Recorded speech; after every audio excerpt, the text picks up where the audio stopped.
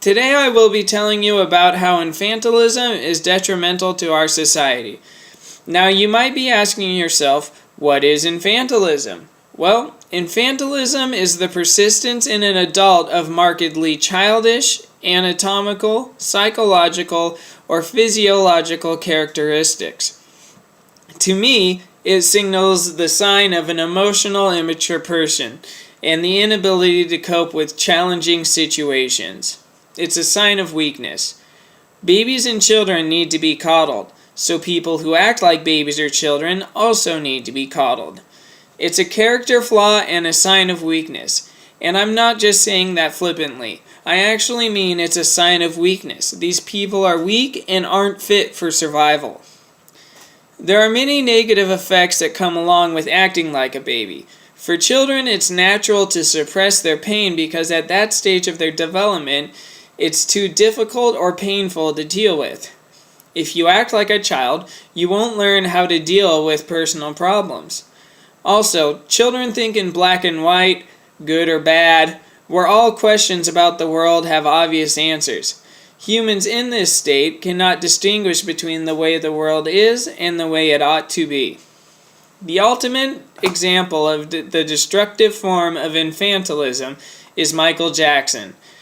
He was pretty much an adult infant and never got out of that phase. And look at him. His sex life was such a mess to the point where Barbara Walters, during an interview where people got to submit questions for her to ask, one of the top questions that she was asked to ask Michael Jackson was whether or not he was a virgin. This was because people were never sure if that guy ever had a real relationship just because of the way he acted. He also was taking a huge amount of prescription painkillers, which were prescribed from numerous doctors. He did this as a way to block out all of his adult problems. Second, you got Disneyland, a place that is supposed to be a magical kingdom for children, but you have all these adults that go there just so they can become children.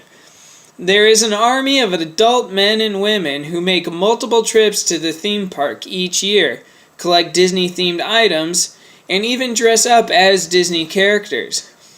And look, you can go to Disneyland and have fun and like it, but when that becomes part of your identity is when it gets disturbing. Many adults who go there claim it's a way for them to escape their everyday lives.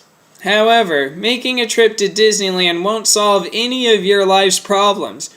Taking a picture of Snow White won't help you finish your taxes on time. Taking a ride on Splash Mountain doesn't fix your failing marriage. Finally, participating in childlike activities is unattractive.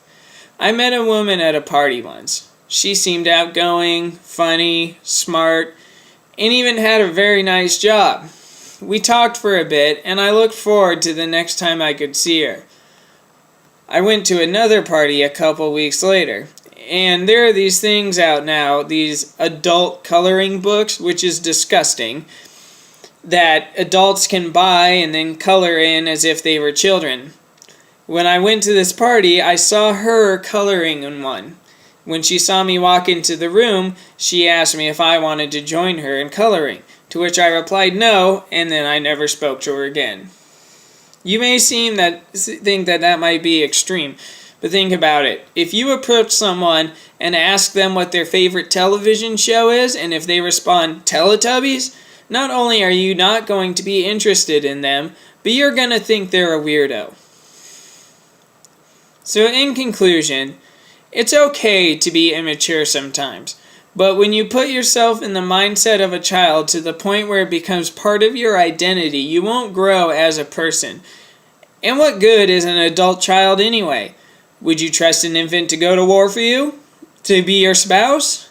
To fix your car? Or to give you advice? No!